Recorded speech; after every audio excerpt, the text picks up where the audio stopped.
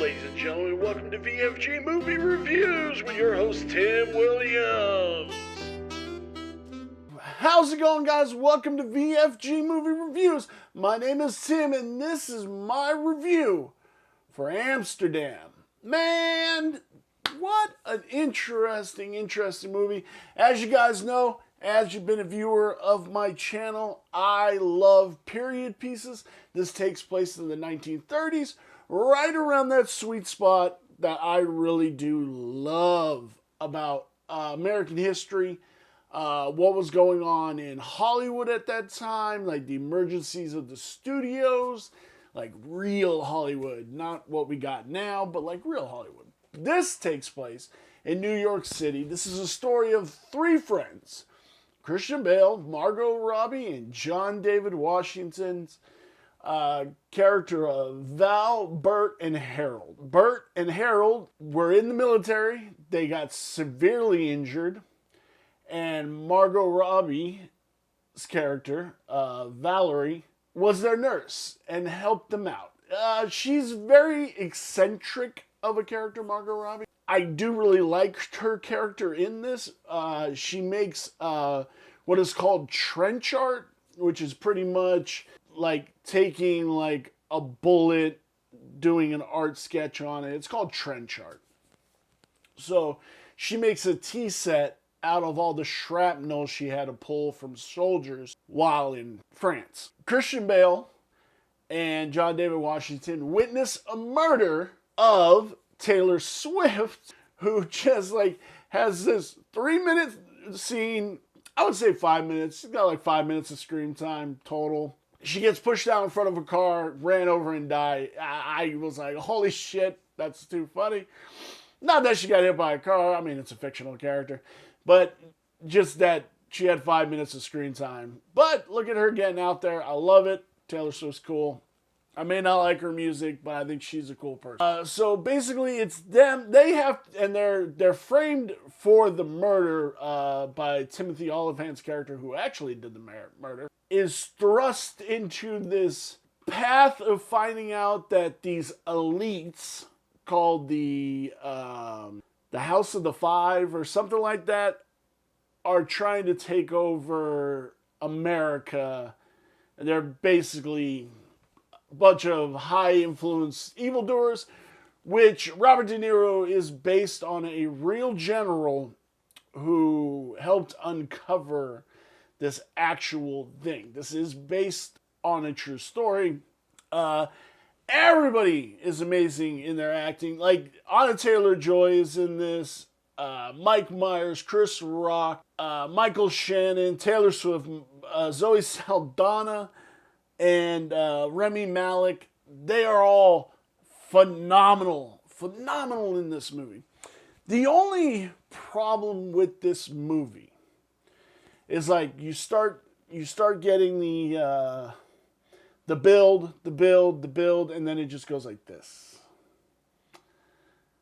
There's no real like climactic ending to it. It just kind of goes ooh, and stays like that, which is unfortunate.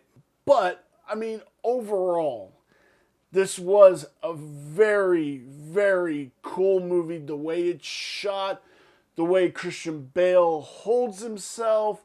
Like, so he has this back injury from the war, but he wears his brace. So like most of the movies, he's kind of like hunched over like this, and he's missing an eye. John David Washington, Margot Robbie have a love thing together, which they play it off perfectly, and you can totally feel that love between the two characters. You want it, you need it, you love it.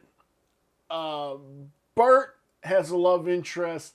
He's still held up on his wife that pretty much just wants power and status along with her mother and father, and he's holding on to that, thinking that's love, but it's truly not.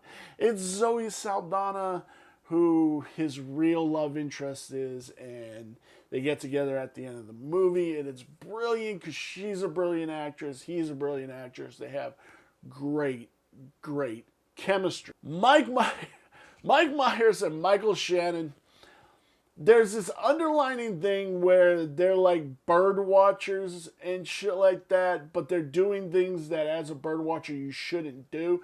So they have this horrible rapport in the avian watching committee.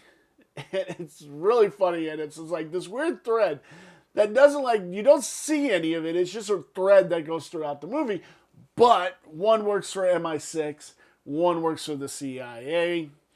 Robert De Niro, like I said, plays this general who's retired, but he's very pro veterans and getting veterans' rights. It kind of reminds me of what was going on with Jon Stewart and the 9/11 first responders, how they just, Congress, Republican side of Congress, didn't want to help the first responders keep their insurance and all this other stuff and their help. And it kind of mirrors that, but with veterans and all this other stuff into it and everything. And it's cool. Ultimately, like, Rami Malek's the bad guy. He's part of the House of Five or the 555, whatever. And they get caught, but as they're big wigs, they have money and shit like that, they don't pay for their crimes. They just disappear and go about their days. And, like, it's true life. If you have money, you don't go to jail. Like, that's what it is. Unless you literally do something that piss somebody off. And then you'll go to jail if you have money. But not for that long. I do truly enjoy this movie. I wish this movie would have done way better in theaters. I think we're reaching a point where shitty movies, people are flocking to those and not giving these movies that actually have real story, real actors. And I don't say real actors in a sense, but real, like, powerful actors. Actors who have honed their craft for years and, like, bring power to the screen. Yeah, I mean, but that's also my opinion on that subject. Don't take that as a slight against any other actor that they don't bring power also, but I lean towards good storytelling and powerful acting from somebody who's telling a good story. That's where I'm at. Where does this lie on my 5-star scale? This is a 3.5-star movie. Like I said, Bale, Robbie, and Washington were amazing. If I said anything else, Myers and Michael Shannon were the next standouts in it. It's a brilliant flick. Go check it out if you haven't seen it. Take the time. Go see it.